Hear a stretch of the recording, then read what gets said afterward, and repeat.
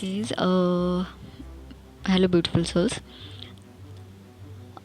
सबसे पहले तो जितने भी फॉलोअर्स है व्यूवर्स है उनका सबका धन्यवाद। आपने मेरे चैनल को विज़िट किया, सुना एंड थोड़े बहुत मैं जो कहना चाह रही थी शायद आप तक पहुंचा होगा, तो उसके लिए थैंक यू सो मच। तो आज का टॉपिक जो है वो फिर से अगेन से मैं वही टॉपिक ले रही हूँ। ट्विन फ्लेम मैट्रिक्स के अंदर ही दूसरा टॉपिक हम कवर करेंगे कि सबको क्यों लगता है कि वो ट्विन फ्लेम है, क्यों लगता है। सबसे पहले ना हमें क्रिएशन समझना पड़ेगा।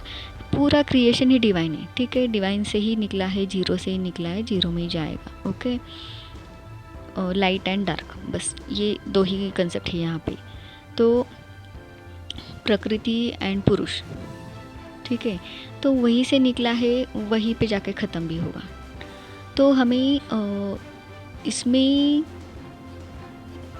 जितने भी सोल्स है इस वर्ल्ड में, ब्रह्मांड में, जितने भी सारे के सारे डिवाइन ही हैं। ओके, तो जो सोल्स क्रिएट की गई है किसी न किसी मकसद के लिए क्रिएट की। जैसे पहला मनुष्य जब क्रिएट किया गया था, या फिर जैसे अगर सनातन धर्म के हम सनातन पद्धति की अगर बात करें, या फिर वो जितने भी स्क्रिप्चर्स है उसमें वेदों में जो लिखा गया है कि ब्रह्मा जी ने पहले सनत कुमार 4 सनत कुमारों को क्रिएट किया, लेकिन उनका इच्छा नहीं था कि हम क्रिएशन में इन्वॉल्व हो जाए।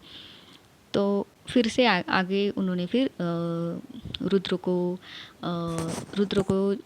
क्रिएट किया एंड फिर रुद्र के आगे फिर वो सारी जनरेशन निकली।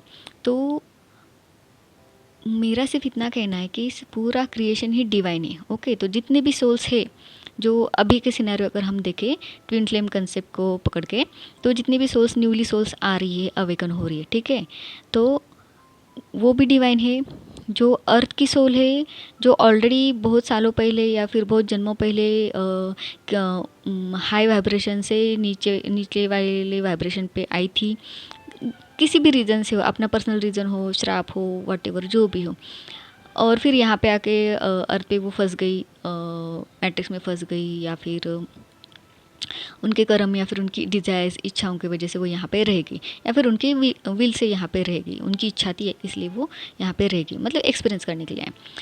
तो वो भी डिवाइन सोल है, ठीक है। तो जिन्होंने यहाँ पे बहुत सारे हज़ारों जन्म निकाले, सैकड़ों जन्म निकाले, तब जाके अभी उनकी अवेकनिंग हो रही है, क्योंकि अभी युग परिवर्तन का टाइम चल रहा है ना। तो जैसे जैसे अर्थ का वाइब्रेशन बढ़ेगा, या फिर युग परिवर्तन के टाइम पे जो भी क्लाइमेटिक चेंजेस होते हैं, या फिर कॉस्मिक लेवल पे जो भी चेंजेस होते, तो उस वजह से जो सोल्स यहाँ पे अर्थ पे है बहुत सालों से, तो अर्थ पे ही नहीं, मतलब अर्थ जैसी बहुत सारी प्लैनेट पे वो जाके आए हुए, तो उनका भी अवेकनिंग हो रहा है ना। और जो अर्थ की जो प्रॉपर सोल है, मतलब जिनको अर्थ के लिए ही बनाया गया था, ठीक है, तो उनका भी अवेकनिंग हो रहा है। तो मुझे सिर्फ इतना कहना कि सारे सोल्स डिवाइन है, बस सबका आने का पर्पज़ अलग अलग है। तो मैं ये कह रही हूँ कि जैसे कि अभी फॉरेन का कंसेप्ट हम थोड़ा सा ऐड करें, जस्ट एक आइडेंटिफिकेशन के लिए, समझने के लिए, कंसेप्ट समझने के लिए, जैसे फॉलन एंजल वाला कंसेप्ट, तो उसमें हम क्या कहते हैं कि ऊपर वाले हाई वाइब्रेशन वाले सोल्स नीचे आ गए किसी न किसी कारण की वजह से, और यहाँ पे ट्रैप हो गए, तो हम उनको फॉलन एंजल्स बोलते हैं, है ना। Human souls, fallen angels, and अगर हम समझने के लिए ये कहें कि कुछ सोल्स ट्विन फ्लेम बन के आती है। क्यों आती है कि उनको कम समय में ज़्यादा वर्क करना पड़ता है दो जगह पे, तो ये वाला कंसेप्ट हम यूज़ करते हैं यहाँ पे। तो इसका मतलब ये नहीं है कि ट्विन फ्लेम बहुत ज़्यादा बेटर है, और बाकी सोल जो है जिन्होंने हज़ारों साल यहाँ पे निकाले हुए अर्थ पे, और अभी वो अवेकन हो रहे हैं, तो उनको कुछ पता नहीं है, नहीं, सारे के सारे डिवाइन सोल है सबके अंदर। इनफैक्ट ह्यूमन सोल जो है वो भी हाईली इवॉल्व सोल होती है, उनके अंदर भी ब्रह्मांड का पूरा ज्ञान है, क्योंकि ह्यूमन की लाइफ जीने के लिए सनातन धर्म में अगर हम देखें तो कितने सारे एग्जाम्पल्स है कि ह्यूमन्स यहाँ से उठ के अदर लोकाज में जाते थे, है ना, और देवी देवता ह्यूमन्स की लाइफ जीने के लिए आते थे, जैसे हमारे अवतार आ चुके हैं।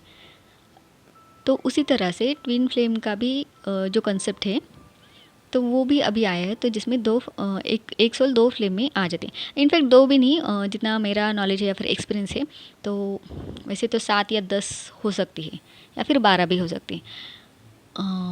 10-12 का इतना मैं कंफर्मेशन नहीं दूंगी, 7 या 10 का मैं दे सकती हूँ। तो वो भी हो सकते हैं, ज़रूरी नहीं कि अर्थ पे 2 फ्लेम आ चुकी है, या फिर रिमेनिंग जो फ्लेम होती है वो किसी और प्लैनेट पे काम कर रही हो, है ना। तो ऐसे भी होता है, क्योंकि इसमें क्यों कह रही हूँ मैं, क्योंकि मेरा एक पास्ट लाइफ एक्सपीरियंस है सिमिलर। तो इसमें कम ज़्यादा कोई सुपीरियर इन्फीरियर कुछ भी नहीं है।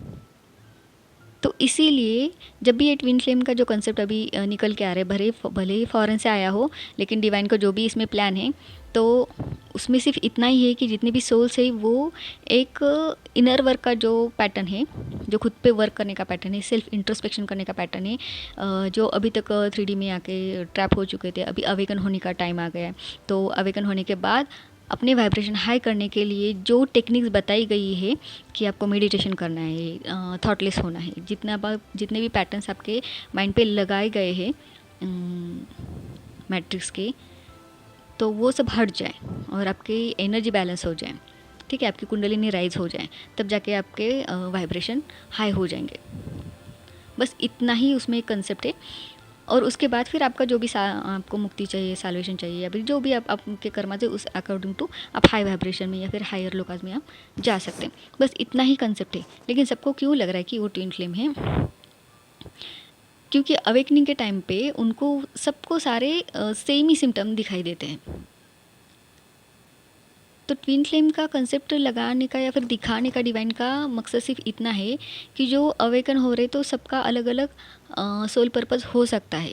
जो न्यूली सोल आई है उनका पर्पज़ ये होगा कि जाके सोसाइटी में चेंज करना है, ठीक है, तो सोसाइटी ओरिएंटेड रहेंगे। जैसे हम बहुत सारे देखते हैं अभी वीडियोज़ में कि इंटरनेट पे कि छोटे छोटे बच्चे बहुत सारे बड़े बड़े बातें करते हैं, या फिर उनका प्लानिंग होता है, वो बोलते हैं कि मुझे लाइफ में ये करना है वो करना है, जबकि हम उनके एज के हिसाब से अगर हमारा बचपन देखें तो हमें उतना पता नहीं था, है ना।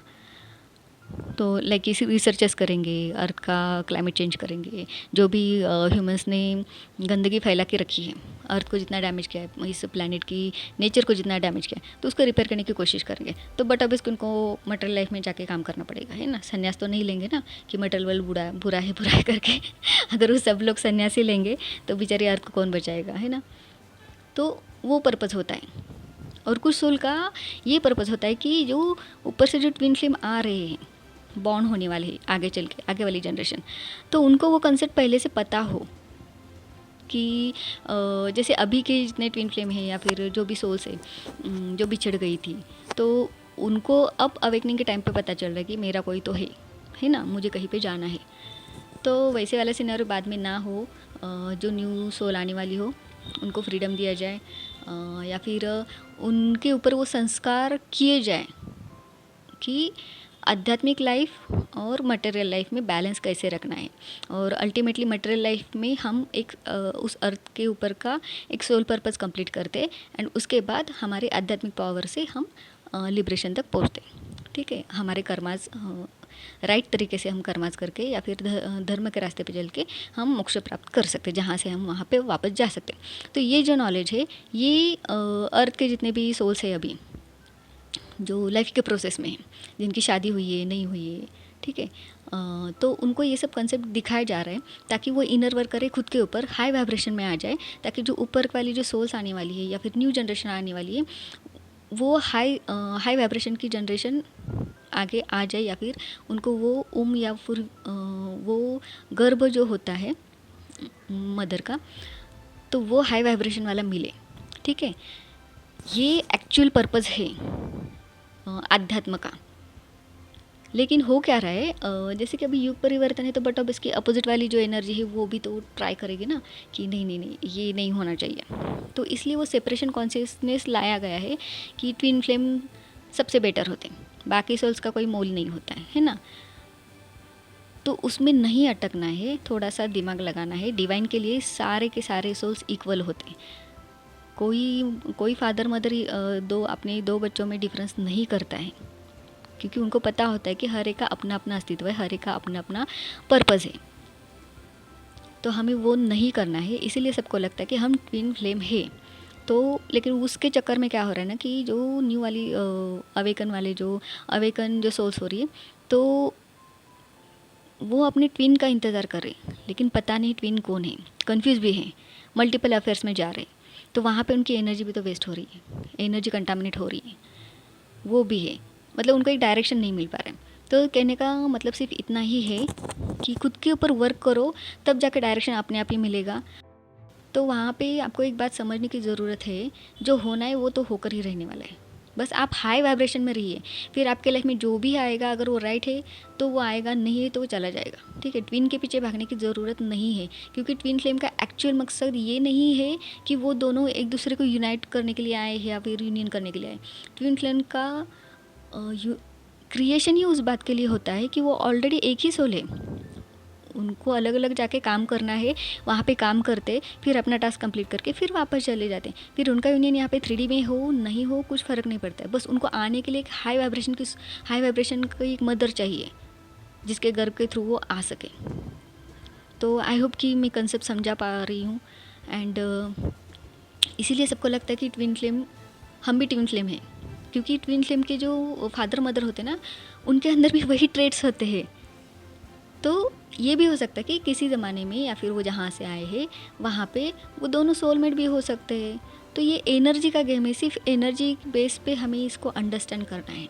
इसमें कोई डिफरेंशिएट नहीं करना है कि ट्विन सोल जो होते वो स्पेशली होते हैं, बाकी सोल जो बेकार होते हैं। ट्विन सोल अगर इतने स्पेशल है तो उनके फादर मदर कितने स्पेशल होंगे, भले ही वो अर्थ की सोल हो, है ना। जैसे अगर हम शिव शक्ति की जर्नी देखें, तो माता पार्वती ने ह्यूमंस के थ्रू ही तो जन्म लिया ना। तो क्या हम उनमें डिफरेंस नहीं कर सकते, क्योंकि वो खुद परमपिता परमेश्वर होने के बाद भी अपने माता पिता को इतना रिस्पेक्ट देते हैं। तो हम कौन होते डिफ्रेंशिएट करने वाले कि हमारे माता पिता नॉन प्लेइंग कैरेक्टर है, नॉन सोल है, नार्सिस्टिक है ना। मतलब हम ट्विन फ्लेम है, लेकिन फैमिली मेम्बर्स लो वाइब्रेशन के है ना।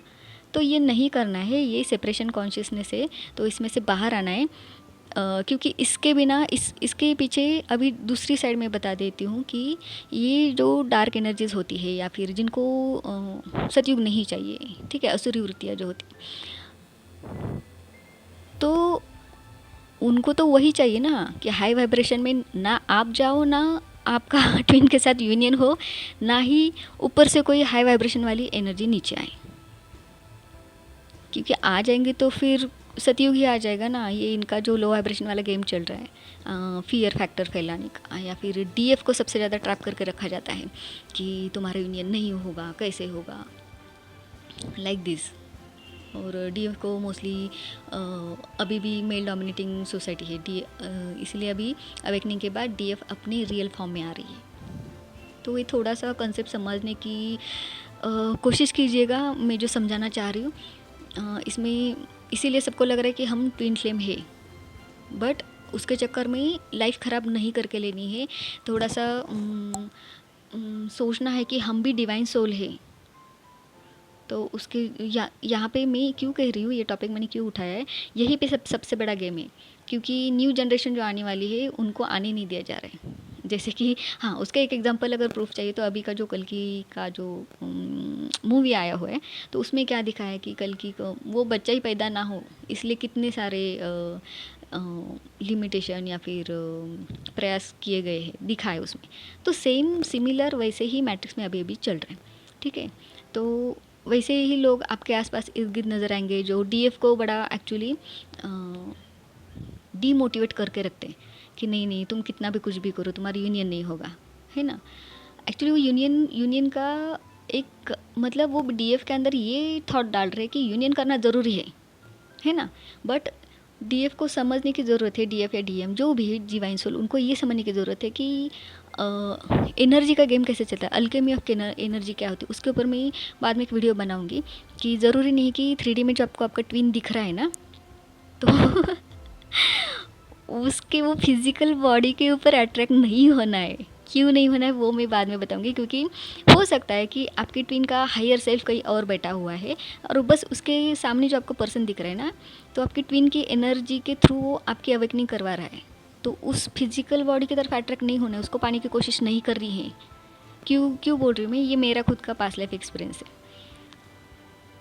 आप उसको पा भी सकते हो, ऐसे कुछ नहीं, अगर हो रहा है आपको यूनियन तो कर लो, लेकिन नहीं हो रहा है तो उसके पीछे जाने की ज़रूरत नहीं है, क्योंकि हो सकता है कि आपका ट्विन कहीं हायर लेवल पे बैठा हुआ है, वहाँ पे वो कुछ वर्क कर रहा है एंड डीएफ की अवेकनिंग करवाई जा रही है। तो ये भी कहा जाता है कि डीएफ सबसे पहले अवेकन होती है एंड फिर उसको इतना इनर वर्क करना पड़ता है कि जो उसका ट्विन है मस्कुलाइन एनर्जी, उसको अवेकन करना है। नहीं, मतलब आप खुद सोचिए कि डीएफ को इतना वर्क क्यों दिया गया है, मतलब अभी भी फेमिनाइन को ही सप्रेस किया जा रहा है, अभी भी फेमिनाइन को ही पूरा वर्क करने के लिए कहा जा रहा है। मतलब मस्कुलाइन एनर्जी जो है वो नार्सिसिस्टिक बिहेवियर करेगी, मल्टीपल अफेयर्स में जाएगी, मटेरियल वर्ल्ड एंजॉय करेगी, और टीएफ जो है वो सिर्फ स्पिरिचुअलिटी के नाम पे साधनाएं करती जा रही डीएफ को अपने रियल फॉर्म में आने नहीं दिया जा रहा है। डीएफ को करना ये है कि डीएफ को सबसे पहले इकोनॉमिकल इंडिपेंडेंट बनना है, अगर नहीं है तो क्योंकि अगर हम पुराने ज़माने में देखें तो पूरा वर्ल्ड फेमिनाइन ओरिएंटेड था। तो खुद के ऊपर काम करना है। सारे के सारे सोल्स की मैं बात कर रही हूँ, यहाँ पे ट्विन सोल ही पर्टिकुलर नहीं है, इसीलिए सबको लगता है कि वो ट्विन फ्लेम है, क्योंकि सबके साइन एंड सिम्टम्स सेम ही दिखते हैं। बट ज़रूरी नहीं है कि अपना ट्विन ही ढूंढना है। लाइफ को प्रोसीड कीजिए, डिवाइन को प्लान को समझने की कोशिश कीजिए। जैसे श्री कृष्णा एंड राधा आए थे नीचे, तो उन्होंने भी तो ह्यूमंस के थ्रू ही जन्म लिया था। मतलब उनके जन्म के लिए भी कोई हायर सोल नीचे आई थी, जिन्होंने अर्थ के ऊपर ह्यूमंस की लाइफ जी। अगर उन्होंने सोचा होता कि नहीं ये मटेरियल वर्ल्ड बहुत बुरा होता है, हम वापस चले जाते हैं। ट्विन फ्लेम का काम ये नहीं होता कि वो नीचे आएंगे, यूनियन करेंगे फिर वापस चले जाएंगे। अगर वैसे होता तो फिर राधा कृष्ण का भी यूनियन नीचे ही हो जाता, नहीं हुआ ना, क्योंकि कृष्ण का राधा जी को श्राप मिला था, इसलिए वो आई, उन्होंने उनके 100 साल निकाले यहाँ पे। श्री कृष्ण का, विष्णु जी का, उनका अवतार लेने का एक समय आ गया था, है ना, तो उन्होंने उनका कर्तव्य पूरा किया। क्योंकि आने वाले कलयुगा के लिए, क्योंकि देखो विष्णु जी है वो सस्टेनेंस की एनर्जी है, उनको ह्यूमैनिटी को बचाना है। ये जो मटेरियल वर्ल्ड जो क्रिएट किया गया है, उनके वो कर्ता धर्ता होते हैं, उनके पालनहार है, तो उनका संचालन करना, उसको एक रेगुलेशन में रखना, असुरी वृत्तियों को हटाना, वो भी उनका काम है। लोगों को गाइड करना वो भी उनका काम है। इसलिए टाइम टू टाइम अवतार आते हैं, उनका काम करके चले जाते हैं। अगर श्री कृष्ण भी बोलते कि नहीं मेरी राधा जी जा रही है, मैं भी जाऊंगा वापस, तो क्या आगे का महाभारत होता, तो क्या आगे वाले कलयुगा में लोगों को कैसे बिहेव करना है वो पता होता। और एक बात, जैसे कि ट्विन सोल को बोला जाता है, या फिर डिवाइन सोल्स को बोला जाता है, ट्विन फ्लेम भी नहीं कहेंगे हम लोग, अभी डिवाइन सोल को बोला जाता है कि अभी आप अवेकनिंग में आ गए हो, मटेरियल वर्ल्ड में नहीं जाना है, मटेरियल वर्ल्ड में नहीं जाना है, तो फिर आपका पेट कैसे भरोगे? यही तो मैट्रिक्स है कि आप आपका पेट कैसे भरोगे। आपको वहाँ पे जाना पड़ेगा, आपको पैसे करेंसी कमा के लानी पड़ेगी पेट भरने के लिए। नहीं, इसके ऊपर का सोल्यूशन एक ही है, एक तो आप खेती करना सीख जाइए, अपना अनाज उगाना सीख जाइए। तो इसमें मटेरियल वर्ल्ड को कर्ज करने की ज़रूरत नहीं। अगर यही सोचा होता श्री कृष्ण ने, तो उन्होंने अपना एम्पायर खड़ा नहीं किया होता। तो थोड़ा सा अपनी हमारी जो हिस्ट्री है उसे सीखना है। श्री राम जी ने, राम सीता दोनों ने भी राजा के घर पे पैदा हुए, गरीब के घर में नहीं वो पैदा हुए, क्योंकि उनको पता था कि सोसाइटी को हमको ये सब सिखाना है, दिखाना है, तो उनको वो सारे रिसोर्सेज चाहिए जहाँ पे खड़े होके वो लोग उनकी तरफ देखें, लोग उनको सुने। तो इसका मतलब ये नहीं कि आज कलयुगा में जो रिच फैमिली दिख रही है वो कोई डिवाइन सोल है, नहीं, कलयुगा की बात कुछ और है। यहाँ पे अभी देखो, राम जो थे वो त्रेता युगा में होके गए, द्वापर युगा में श्री कृष्ण है जिन्होंने एक नॉर्मल फैमिली में जन्म लिया, है ना, मतलब जेल में ही बॉर्न हो गए वो अभी इससे बुरी चीज़ क्या हो सकती है नेक्स्ट सोल के लिए। जेल में बॉर्न होके उन्होंने एक द्वारका खड़ी की, द्वारकाधीश बने वो, यहाँ तक की जर्नी है उनकी। तो कलयुगा में भी डिवाइन सोल्स हर एक फैमिली में, हर एक नॉर्मल फैमिली में वो पैदा होते, वहाँ से उनका एम्पायर खड़ा करते। तो मटेरियल वर्ल्ड को कर्स नहीं करना है, बस इतना करना है कि उस मटेरियल वर्ल्ड में जाने के बाद भी आपको स्पिरिचुअल रहना है, आपको धर्म के पाथ पे चलना है ना। और मैट्रिक्स में आगे चल के मैं एक वीडियो बनाऊंगी मैट्रिक्स के ऊपर, एक्चुअली मैट्रिक्स है क्या।